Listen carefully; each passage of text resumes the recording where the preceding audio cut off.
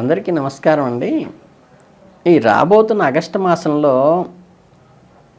మకర రాశి వారి యొక్క ఫలితాలు, అంటే మకర రాశిలో జన్మించిన వారి ఫలితాలు ఆగస్టు మాసంలో ఎలా ఉంటాయో తెలుసుకుందాం. ఈ మకర రాశి అంటే బో, జా, జీ అనే అక్షరంతో పేరు మొదలైన వాళ్ళు. అంటే ఉత్తరాషాఢ 2, 3, 4 పదాల్లో జన్మించిన వారు. అలాగే పేరు మొదట్లో ఖ, ఖే, ఖో, కం అంటే ఏంటంటే శ్రవణ నక్షత్రంలో 1, 2, 3 పదాల్లో జన్మించిన వాళ్ళు కానీ, అలాగే గా, గి అనే పేరుతో అక్షరంతో పేరు మొదలైన వాళ్ళు. అంటే ధనిష్ట 1, 2 పదాలు. ఇందులో ప్రధానంగా గుర్తుంచుకోవాల్సింది ఏంటంటే నక్షత్రం తెలిసినప్పుడు ఆ పాదాల్లో జన్మించిన వారికి ఏ రాశే ఉంటుంది.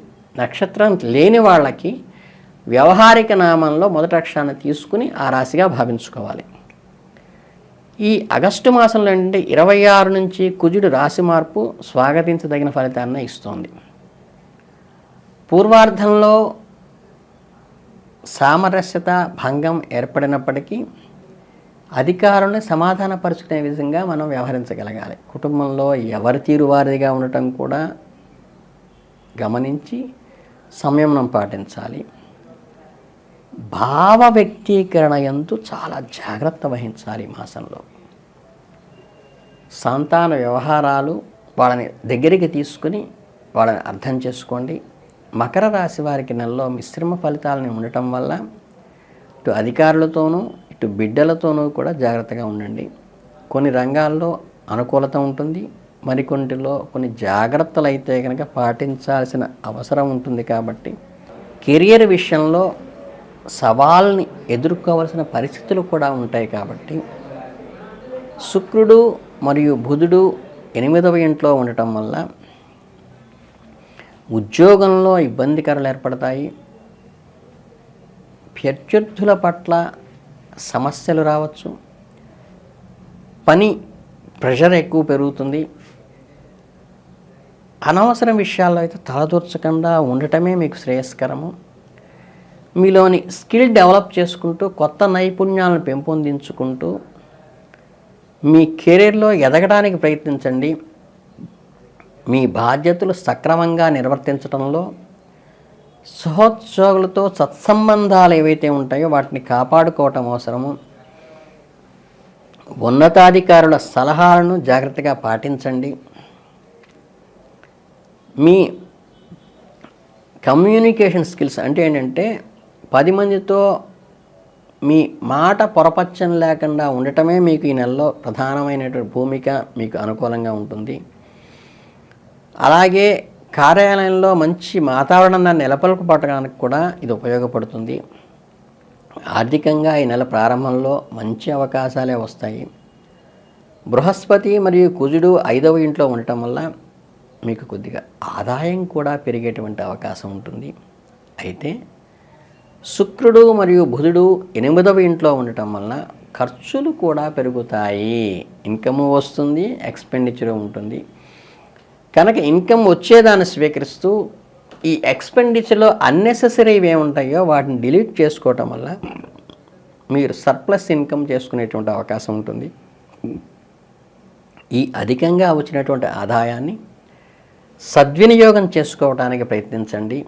వీలైతే సేవింగ్ చేసుకోండి తప్పితే ఖర్చులు తగ్గించుకోండి. అలాగే విద్యార్థులకైతే కనుక ఈ నెల ప్రారంభంలో కొంత కష్టంగా అనిపించిన మీ ధైర్యంతో స్వయం కృషితో కష్టపడి చదివి మంచి ఫలితాలను పొందుతారు. మీ చదువుపై పూర్తిగా దృష్టిని పెట్టాలి. అనవసరమైన విషయాలు, అనవసరమైన మిత్రులతో దూరంగా ఉండండి. మీకన్నా కష్టపడి చదివే వాళ్ళని ఉన్నత వర్గంలో ఉన్న వాళ్ళతో కలిసి గ్రూప్ డిస్కషన్ చేయండి. మీ సమయాన్ని సమర్థవంతంగా ఉపయోగించితేనే మీకు ఖచ్చితంగా క్రమశిక్షణతో ముందుకు వెళ్లాల్సిన అత్యవసర పరిస్థితి అయితే ఉన్నది. ఉపాధ్యాయుల సలహాలు, మీకన్నా ఉన్నతిగా చదివే వాళ్ళ సూచనలు పాటించడం నేర్చుకోండి.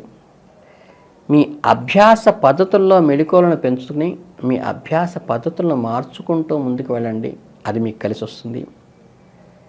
మీ విద్యా ప్రమాణాన్ని ఆసక్తికరంగా డెవలప్ చేసుకోవటానికి, పరిణతి చేసుకోవటానికి ప్రయత్నించడం చాలా అవసరం. కుటుంబ జీవితంలో కుటుంబ సభ్యుల మధ్య సన్నిహిత సంబంధాలు ఏర్పడతాయి. వారి సహకారం కూడా లభిస్తుంది. ప్రేమ, అనురాగం పెరుగుతాయి. దాన్ని జాగ్రత్తగా స్వీకరించి ఆ సమయాన్ని, వాళ్ళ ఆసరాన్ని జాగ్రత్తగా ఉపయోగించుకొని మీకు అనుకూలంగా వాడుకోండి.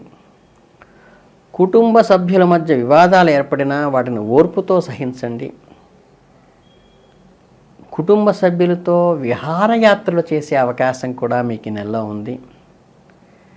దానికి పర్ఫెక్ట్ ప్లానింగ్తో చేసుకుంటూ దాన్ని ఫ్రూట్ఫుల్గా, ఆనందంగా గడపడానికి ప్రయత్నించండి. ఆరోగ్యపరంగా మిశ్రమ ఫలితాలే ఉంటుంది. ఆగస్టు 26న తర్వాత ఏంటంటే కొన్ని అనారోగ్య సమస్యలు వచ్చేటువంటి అవకాశం ఉంది. కాబట్టి ఆరోగ్యం విషయంలో అప్పుడు కొంచెం జాగ్రత్త వహించండి. మానసికమైన ఒత్తిడులు కానీ, ఆందోళన కానీ సమస్యలు ఇబ్బంది పెడతాయి. కాబట్టి సమతుల్య ఆహారం తీసుకోవటము, మానసిక ఒత్తిడి నుంచి తగ్గటానికి యోగా ద్వారా కానీ, ధ్యానం ద్వారా కానీ మనస్సుని కంట్రోల్ చేసుకోండి. మసాలా పదార్థాలు అయితే అసలు తినకుండా ఉండటమే మంచిది. బయట చిరుతిండ్ల జోలికి ఈ నెల పోకపోవటమే మంచిది. జీర్ణ సంబంధమైన ఇబ్బందులు కలిగేటువంటి అవకాశం ఉంది. కాబట్టి కొంత సమయాన్ని ఆహార పరిరక్షణ ఖచ్చితంగా పాటించండి. ఈ నెలలో ఏంటంటే మీరు చిన్న చిన్న రెమెడీస్ చేసుకుంటే, అంటే ఏంటంటే ఈ నెలలో జరిగే సమస్యల నుంచి బయటపడటానికి సోమవారం పూట శివాలయ దర్శనం కానీ, లేదా శివార్చనకి అంటే బిల్వదళంతో కానీ, విభూతితో కానీ, జలంతో కానీ, ఈ మూడితో శివానికి అభిషేకం చేయించండి. లేదా మీకు అవకాశం ఉంటే మీరు వెళ్ళి చేసుకోండి. ఇది ఆధ్యాత్మిక పురోవృద్ధికే కాక ఈ చిన్న చిన్న సమస్యల నుంచి కూడా ముందుకు వెళ్ళటానికి సంపూర్ణమైన సహకారాన్ని అందిస్తుంది. కనుకేంటంటే మీరు ఈ నెలలో ప్రధానంగా ఈ చిన్న చిన్న రెమెడీలు చేసుకోవటం వల్ల మీరు మంచి ఫలితాలను పొంది మీరు పురోధిలోకి రావాలని మనస్ఫూర్తిగా మిమ్మల్ని ఆశీర్వదిస్తూ, శివార్చన విషయంలో ఓం నమః శివాయ అనేటువంటి పంచాక్షరికి నిరంతరం జపించడానికి చేసుకోండి. అలాగే మహామృత్యుంజయ మంత్రం కూడా మీరు త్రయంబకం యజామహే సుగంధిం పుష్టివర్ధనం ఊర్వారుకమివ వందనార్ మృత్యోయమ అమృతాత్ అనే మంత్రం చేసుకోవటం వల్ల కూడా ఈ ఆగస్టు 26 తర్వాత కొంచెం అనారోగ్య సమస్యలు వస్తుంది. కాబట్టి దీన్ని జాగ్రత్తగా పరిష్కరించడానికి మృత్యుంజయ మంత్రం చేయటం కానీ, విభూతిని ధరించడం వల్ల కానీ మీకు శివానుగ్రహం పూర్తిగా కలుగుతుంది.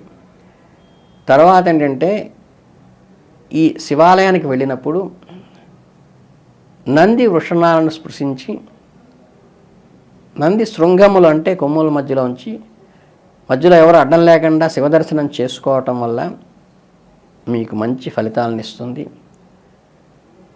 నంది చెవిలో మీకున్నటువంటి ఇబ్బందులను చెప్పటం వల్ల కూడా, న్యాయబద్ధమైన కోరికలను, ధర్మబద్ధమైన కోరికలు చెప్పటం వల్ల కూడా శివునికి అవి నివేదించబడి మీకు మంచి ఫలితాలు ఇస్తాయి.